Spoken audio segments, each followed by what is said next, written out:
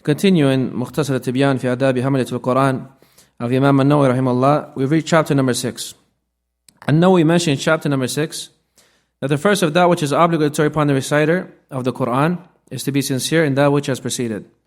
Pay mind to manners with the Qur'an.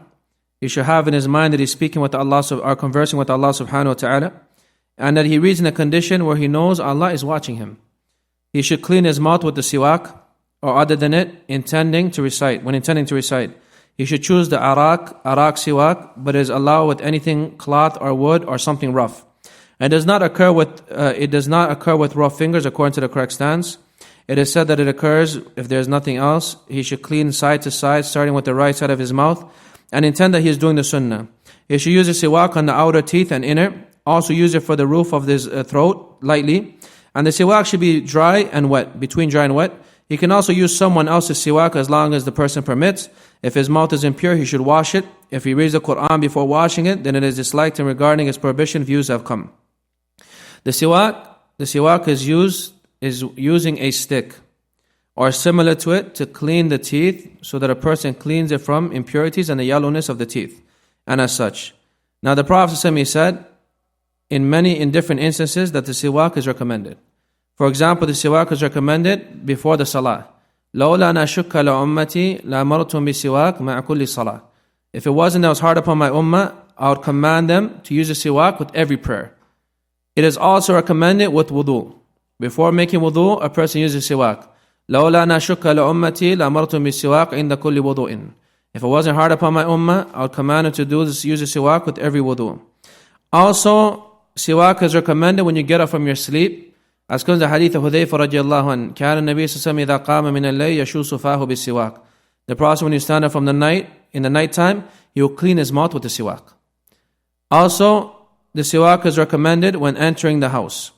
It comes from Shurayh ibn Hani that he says, سألت عائشة قلت بأي شيء كان يبدأ النبي صلى الله عليه وسلم إذا دخل البيت. What would the Prophet start when he'd enter the house? She said, as-siwak, bis-siwak. There's other places as well, but this is generally where it's recommended to use the siwak. Also the siwak, as the Prophet said, is matharatun lil fam wa mardatun lil rabb. It is something that purifies the mouth, and Allah is pleased with it.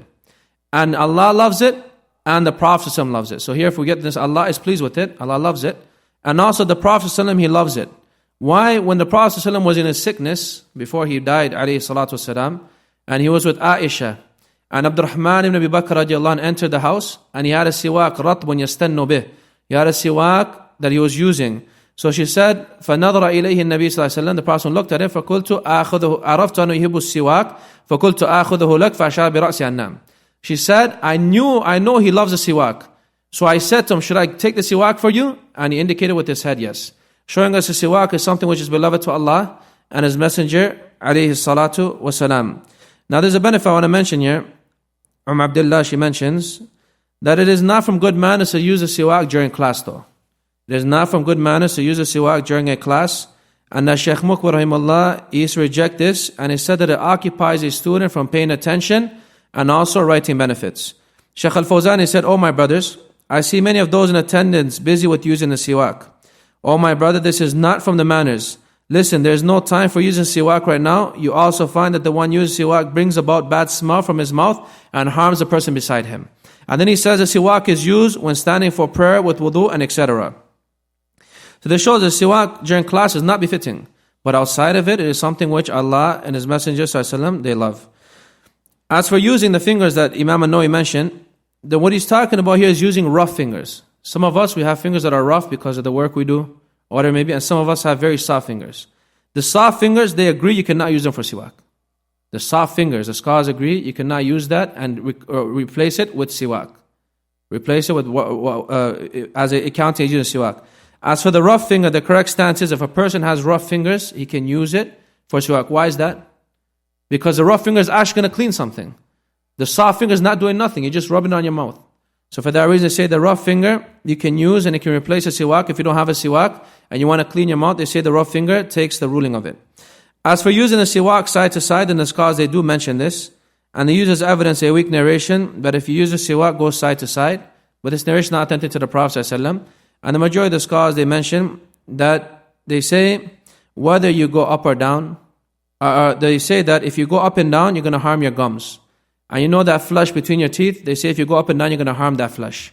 So they say it's better to go side by side, but there's no evidence for any of this. If a person uses siwak, whether you go side to side, up and down, or like some of the doctors, the dentists, they recommend nowadays, you go round and round. Whatever way you do it, as long as you clean your mouth, it is sufficient. But you should start with your right side. Anyone know an evidence for that? Why do we start with our right side? Known as Hayy Aisha, كان النبي صلى الله عليه وسلم يعجبه التيمم في تنعله وترجله وطهوره وفي شأنه كله. The Prophet used to love the right side in what? في تنعله. In wearing his shoes, he will start with his right side. وترجله. In brushing his hair, he will start with his right side. وطهوره. And his purification, he will start with his right side. وفي شأنه كله. All of his affairs, the Prophet used to love, starting with the right. The siwak counts as well. When you use the siwak, you start with your right side. He should make his intent that he's following the sunnah. Why? If you're using siwak to follow the sunnah, you get rewarded upon it. إِنَّمَا الْأَعْمَالُ بِالنِّيَّةِ. Indeed, action are by intentions. So when you do these kind of acts, you should intend the sunnah of the Prophet ﷺ, so you get reward by doing it. Now one should clean the whole mouth with the siwak. That includes the tongue, and that includes inside the mouth. Some people, they think the siwak is only for the teeth. No, the siwak is for the whole mouth. And it goes the hadith of Abu Musa al-Ash'ari radiallahu anh. His name is Abdullah ibn Qais. He said that أتيت النبي صلى الله عليه وسلم ويستاق بسواك رطب. I came to the Prophet صلى الله عليه وسلم and he was using siwak. والسواك فيه. The siwak is in his mouth. وهو يقول كأنه يتهوع. And he's saying because his soul is as if he's going to throw up. That's how deep the siwak is in his mouth, cleaning his tongue. Showing us this hadith of Abdullah ibn Qais, Abu Musa, that from the sunnah of the Prophet is also to use the siwak on your tongue and also to clean inside your mouth as well. It's not something which is only for the teeth. It's not something which is only for the teeth. Hafidh ibn Hajar said, we get from this narration of Abdullah ibn Qais that the legislation of using the siwak on the tongue lengthwise, and that it is the emphasize, in it is emphasized of using siwak, and that it is not specific to the mouth. Rather, it's for the whole, it's not specific to the teeth. Rather, it's for the whole mouth. This also shows that if a person is missing teeth, he can use a siwak. Because if we said if siwak is only for the teeth, if he has no teeth, he can't use a siwak. But because we say the siwak is for the whole mouth, for the gums, for the tongue, for the sides of the mouth, then we say, even if he has no teeth, then he uses siwak still, and he tries to attain the reward of using siwak. As for using someone else's siwak, then we mentioned the narration of Aisha, when Abdurrahman ibn Abu Bakr, her brother, entered, and the Prophet ﷺ was laying on Aisha, and he was sick, going through that sickness he was going through. And he looked at the siwak, and Aisha took it from Abdurrahman ibn Bakr and prepared it for the Prophet ﷺ and gave it to him. فَمَا رَأَيْتُ يَسْتَنُّ مِثْلُهُ قَدْ. Or كما قالت Aisha, she said, I never seen the Prophet ﷺ use siwak better than that day. And then he said, فِي الرَّفِيقِ الْأَعْلَى ثُمَّ قَضَى. Then he said, فِي الرَّفِيقِ الْأَعْلَى, in the highest gatherings, and then the Prophet passed away. This hadith is a proof that you can use someone else's siwak. But that you should use the siwak with the permission of that individual. This shows it's not something as a kuffar and then they tell you, it's disgusting, you use someone else's stuff. No, Islam doesn't have that. You could use other people's stuff like this as long as if there's something on it that's dirty, obviously you clean it, but you're allowed to use someone else's siwak. What does he intend by the impurity in the mouth though? I know he mentions that if you have impurity in your mouth, that you should wash it. What is intended here? Someone eating impure stuff? Anyone know what he's intending here? And Nawawi, a majority of the scholars, they say, what is najis? Blood is najis, they say. They say blood is impure. So if your gums are bleeding from the siwak, you mention this, why now? Because you say if you use the siwak and your gums bleed because of siwak, that means now you have some impurity in your mouth. So he's saying here that if that's the case, you should wash your mouth before you read the Qur'an. But this is debatable. Why? Because the correct stance of the scholars is that blood is not impure for a human being. Except for which blood? Menstrual and postnatal. Menstrual and postnatal blood is impure. Every other blood from a human being is not impure. And the evidence they have for that is the Prophet in Uhud, when he buried those martyrs, they still have blood on their clothing. From that which is known in the Sharia, that if there is najasa, you must clean it right away. What's the evidence for that? The Prophet ﷺ and the Sahaba were sitting one day, فَجَاءَ عَرَابِيٌّ فَبَالَ فِي طَائِفَةِ الْمَسْجِدِ. A Bedouin came and he urinated in parts of the masjid. فَزَجَرَهُ النَّاسِ. The people, they rebuked him for that. فَنَهَهُمُ النَّبِي صلى الله عليه وسلم. The Prophet said, don't rebuke him. فَلَمَّا قَضَى بَوْلَ أَمَرَ النَّبِي بِذَنُوبٍ مِمَّا فَهُرِكَ عَلَيْهِ. As soon as he finished his urine, the Prophet said, bring ذَنُوبٍ مِّن مَّاءٍ, a pot of water, and poured it on it. What does scholars get from this? Impurity must be clean right away. Showing us here, if blood was impure, the Prophet would never bury the Sahaba with that blood. Rather, he would have purified it. Another evidence they say for this is that the Prophet and the Sahaba, they used to fight in wars. The Prophet, قُسِرَتْ رَبَعِيَّتُهُ, his mouth, his tooth got hurt in the Battle of Uhud, and his tooth broke. Is there any evidence that he cleaned his mouth from the blood that was in it? No evidence for that. So the origin is that something is pure unless we have an evidence to show its impurity. We have no evidence to show the impurity of blood. We have no clear evidence. There's some evidence they mention. But we have no clear evidence to show the impurity of blood except for menstrual blood and postnatal blood. Except for menstrual blood and postnatal blood. So if a person has, for example, a nosebleed in the salah, does he have to leave the salah? No, he doesn't have to leave the salah. He doesn't have to. As for the hadith of Aisha, من أصابه قيء أو رعاف أو قلس أو مذي فلينصرف فليتوضأ ثم ليبني على صلاته وفي ذلك لا يتكلم. The hadith is weak. That whoever has a nosebleed in the salah, let them leave the prayer. The hadith is not authentic to the Prophet sallallahu alaihi wasallam. It's weak. Nonetheless, if a person has any kind of blood on his clothing, he can still pray the salah. There's no najasa. The correct stance is blood is not impure unless it is postpartum, postnatal bleeding or menstrual bleeding. Shaykh Al-Albani, he mentions after speaking about the impurity of menstrual bleeding, he says, as for the rest of bloods, then I do not know of it being impure. I do not know of it being impure. Now it's recommended to, then he says here, I know he mentions here, it is recommended to read the Qur'an in a state of purity. If he reads in a state of ritual impurity, it is allowed by consensus of the Muslims. Minor ritual impurity is allowed by consensus of the Muslims. And not disliked, but to leave it, it is said it is better. If he does not find water, he does tayammum. The woman who is mustahada, and we'll explain that later, in the time period where it is ruled that she is pure, her ruling is that the one with ritual impurity. As for the one in major impurity, or menstruating, then it's haram upon them to read the Qur'an, whether it's a verse or lesser than it. And it is allowed for them to remember the Qur'an by heart without uttering it. And it is allowed for them to look into the Mus'haf and remember it by heart. The scholars have consensus it is allowed to do tasbih, tahleel, tahmeed, takbir, and send salat upon the Prophet and other than that, while having this kind of impurity. Number one, he says, our companion says, allow for them to say to others, take the book with strength. What is that? Why is he saying that? When Yahya, khudil kitab bi quwwa. It's part of the Qur'an, right? Khudil kitab bi quwwa. He's saying you could say this if you're not intending the Qur'an. Or you can say, Subhana alladhi sakhara lana hadha wa ma kunna lahu mukrinin wa inna ila rabbina lamunqalibun. When you're about to go on your car or your mount, he says, as long as you're not intending to read the Qur'an. Or he says, you could say, رَبَّنَا آتِنَا فِي الدُّنْيَا حَسَنَةً وَفِي الْآخِرَةِ حَسَنَةً وَقِنَا عَذَابَ النَّارِ. So long as you're not intending the Qur'an. He says, allowed to say Bismillah and Alhamdulillah as well. If he does not intend the Qur'an, if he intended it, then he is sinning. I'm going to explain this now. It's recommended, number one, that when a person reads the Qur'an, he purifies himself. When you want to read the Qur'an, then it is recommended that you purify yourself from any kind of impurity. Whether that's ritual impurity, or whether that's impurity in your body, or whatever it may be. You should purify yourself and read the Qur'an in a state of complete purity. It comes in the narration of Abu Juhaym al-Ansari that the Prophet came from the direction of Bir al-Jamal, and a man met him and greeted him, but he did not return back the greeting till he went to the wall and wiped his face and his hands. He did tayammum, and then he returned his salams. The scholars get from this that a person should always try to remember Allah in a state of purity. He shouldn't do so in a state of impurity.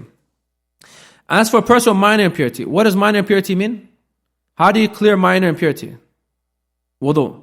If you have minor impurity where you only need to make wudu, then in this case he says you could still read the Qur'an. Where you could read, he's not talking about touching the Qur'an, he's talking about reading the Qur'an from memory. And now we indicated that there's a consensus upon this. You don't have to make wudu to read the Qur'an if you're in a state of minor impurity. The evidence for that is that hadith Aisha, كان النبي صلى الله عليه وسلم يذكر الله على كل أحيانه. The Prophet used to remember Allah at all times. Also hadith Abi Salam, قال حدثني من رأى النبي صلى الله عليه وسلم النبي صلى الله عليه وسلم ثم تلا شيئا من القرآن. That the Prophet urinated and then he read parts of the Qur'an قبل أن يمس ماء, before he touched water. This hadith shows that it's allowed to read the Qur'an in minor impurity. In minor impurity. Now the one who has minor impurity, if he cannot find water, he can do tayammum, as the Prophet did when he returned the salam. But is it a must? It's not a must. He can read the Qur'an from his memory with minor impurity, and he doesn't have to make wudu. Now the woman who is mustahada, anyone know mustahada is? Istihada. And the one who is mustahada, anyone know what that is? No one knows what mustahada. None of you guys are married. None of you guys go to any of this. SubhanAllah. You guys, the mustahada is where a woman, her bleeding continues after a menstrual cycle. So she has bleeding even after menstrual cycle. It's not part of her menstrual cycle, but she's bleeding. For example, Fatima bint Abi Hubayshin, she came to the Prophet and said, Ya Rasulullah, inni istihadu fala athur. She said, I'm always bleeding, I never get pure. فهل, should I leave off the prayer? فهل أدعي صلاة? قال لا إنما ذلك عرق. No, that is a vein, he said. وليس بحيض. It is not menstruation. فإذا أقبلت حيضتك فاترك الصلاة فيها. فاترك الصلاة في الأيام التي كنت فيها. If your haid comes, your menstruation comes, don't pray at that time. فإذا أدبرت فاغسلي أنك الدم وصلي. When this menstrual period ends, whether that's by days or by the color of the blood and the different signs of the blood, once that ends, he said, then you can pray the salah and continue praying the salah. A woman, if her menstrual period, for example, is 7 days, let's say she has 7 days menstrual period, and then she's bleeding even more than that, and her custom is 7 days, then she's considered mustahada. She's considered mustahada. For a woman, her bleeding is known by way of the different signs of it, whether it's dark or has a bad smell, or like this, the signs of a menstrual blood. And then she has blood after that period is done, after she has qissatul bayda, that white kind of liquid come out, and she still has blood, but it's a lighter type of blood that looks like normal blood, then that's istihada. What he's saying here, if a woman is going through that istihada, as long as it's not that time period where she's in menstruation, she takes a ruling of the one in minor impurity. She takes a ruling of the one in mind, because the one is mustahada, she could still pray salah. Her husband could still have relations with her. And she's in minor impurity, she could read the Qur'an. That's what he's saying here. But in a state of menstruation, his stance is she cannot read the Qur'an. She cannot read the Qur'an. As for the one who has major impurity, then he says it's haram upon them to read any parts of the Qur'an. Now he's talking here, reading it from memory. And this is his stance, and majority of the scholars, they take this stance, that the one who is in major impurity cannot read the Qur'an, because it comes a hadith of Ibn Umar radiallahu anh, that the Prophet said, the one who is junub, in janaba, or ha'id, in menstruation, should not read the Qur'an. But this hadith is not authentic to the Prophet ﷺ. The hadith is weak, that no one who is ha'id or junub should not read the Qur'an. Another narration comes, that they mention, that nothing would prevent him from reading the Qur'an except for janaba. This hadith is also weak. And even if it was to be authentic, it's from this action of the Prophet and not his statement. So it doesn't show clear evidence here. Other scholars say, and pay attention here so you don't misunderstand me. Some people, they misunderstand when you discuss these affairs. Other scholars say that it is allowed to read the Qur'an in a state of janaba and menstruation. That it's allowed to read the Qur'an from memory in a state of janaba and menstruation. Their main evidence is a hadith of Aisha radiallahu anha. افعلي ما يفعل الحاج غير أن لا تطوفي بالبيت. Do that which the one who's performing Hajj does, except that don't make tawaf around the house. The Aisha, when she was performing Hajj, she became in a state of menstruation. The Prophet told her, do everything that the Hajj, the one who's doing Hajj does, but do not circulate around the Kaaba and do not pray the Salah. Shaykh Al-Albani took from this, in it is the evidence of the permissibility of a menstruating woman reading the Qur'an. Because without a doubt, from the actions of Hajj, she's going to do what? She's going to read the Qur'an. You're not going to go to Mecca and not read the Qur'an. You're going to be in Mecca and Haram. You're going to read the Qur'an. So he says, and she was permitted to do all of the actions that a Haji does, except for what? Two things. Not to pray and not to go around the Kaaba. He said if it was not allowed for her to recite the Qur'an, the Prophet ﷺ would have told her, and do not recite the Qur'an. وَلَا يَجُوزُ تَأْخِيرُ الْبَيَانِ عن الوقت الحاجة. This is an important principle. لا يجوز تأخير البيان عن الوقت الحاجة. It's not permissible to delay the clarification of something from the time of need. From the time, if it was not allowed for her to read the Qur'an, the Prophet told her at that moment, and do not read the Qur'an. But because he did not do so, shows that she was permitted to read the Qur'an. Only thing she was not permitted to do so was go around the Kaaba and pray the Salah. As for the one in Janaba, then it comes from the hadith of Aisha radiallahu anha, that the Prophet ﷺ used to remember Allah at all times. And from that which is included is the state of janaba. Shaykh Al-Albani mentions, in this is evidence for the one in janaba to recite the Qur'an. Why? Because the Qur'an is dhikr. كان النبي صلى الله عليه وسلم يذكر الله على كل أحيانه. The Prophet mentioned, remember Allah at all times. And the Qur'an is min dhikr. إنا نحن نزلنا الذكر وإنا له لحافظون. وأنزلنا إليك الذكر. And we send down to you the dhikr.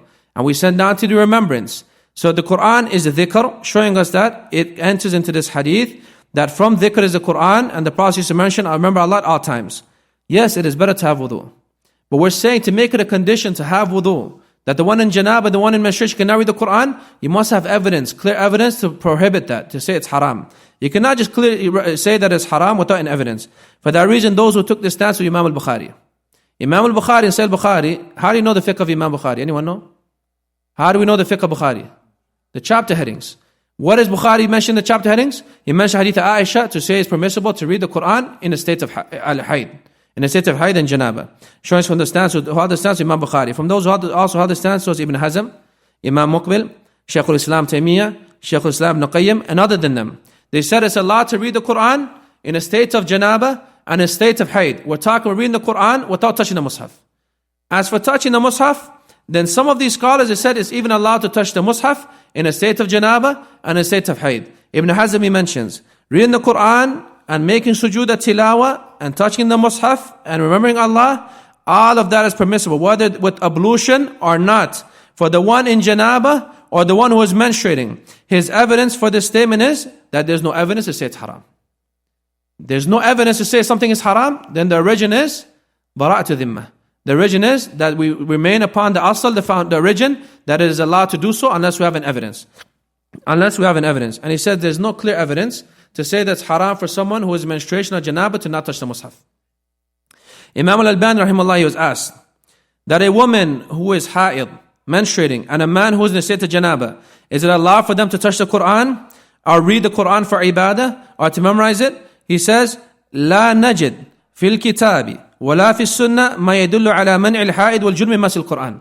We do not find in the Qur'an or in the Sunnah that which indicates it's not allowed for the woman who's menstruating or the man who, or the woman and man who's in janaba from touching the Qur'an. There's no evidence here for that. أو تلاوته بل or reading it بل لعلنا نجد من القواعد والأصول ما يدل على خلاف ذلك. Rather, you might find from the qawaid, the foundations and the usul and the different principles to show the opposition of that it is permissible.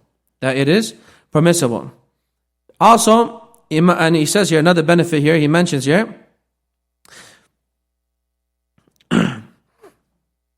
he says, فَلَا يَنْبَغِي الْخُرُوجَ على هذا الأصل إلا بالدليل. It's not befitting that you leave off this foundation that is originally allowed unless an evidence comes, except you have an evidence. We have no evidence, clear evidence for it. I'm going to mention the main evidence that they mention as well, that they say that the Prophet ﷺ said, لا يمس القرآن إلا طاهر. None should touch the Qur'an except for someone who's pure. This hadith is weak. This hadith is also weak. Although some of the scholars say it's accepted by ijma', but the hadith is weak. Imam Muqbil rahimahullah mentioned, فَلَا أَعْلَمْ مَانِيَ مِنْ هَذَا. I do not know anything preventing touching the Qur'an for the one who is ha'id or junub. And that is permissible for them to touch the mushaf. The Prophet ﷺ, he said to Aisha, إِفْعَلِي مَا يَفْعَلُ الْحَاجِ غَيْرَ أَلَّا تَطُوفِي بِالْبَيْتِ. Do that which the hajj does, except that you do not go around the house. And he says what? وَالْحَاجَ يَمُصُّ الْمُصْحَفَ وَيَقْرُ الْقُرْآنِ. The hajj, the one who's performing hajj, is going to touch the mushaf. And he's going to read the Qur'an. If it was something not allowed, the Prophet would have told Aisha, do not touch the mushaf and do not read the Qur'an. لا يجوز تأخير البيان لوقت الحاجة.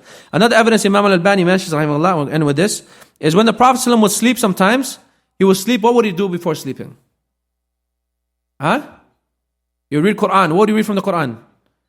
Ayatul Kursi, just Surah Tabarak, also Surah Al-Ikhlas, Wal-Mu'awwidhatayn. And is there any evidence that shows the Prophet woke up in a state of janaba? Yes, there's a hadith that the Prophet woke up in a state of janaba. If it was something which is not allowed, can we say the Prophet went to sleep without doing his remembrance?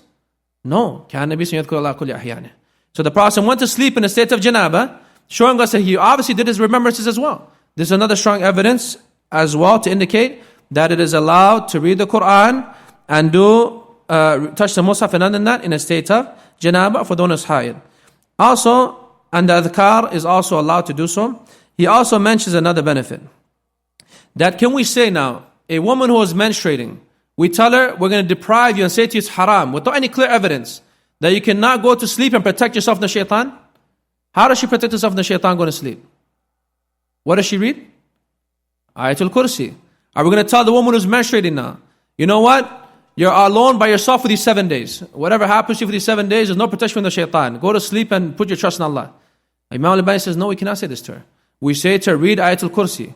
Read the Qur'an, even in a state in janaba, for there's no clear evidence to prevent you from reading the Qur'an in a state of hayd and a state of janaba. These are strong evidences from Imam Al-Albani rahimahullah. Although some of the people they attack him from the stance, and they attack Imam Muk from the stance, this stance has a severe strength in it, and it's befitting for us as students to study the affair with an open mind.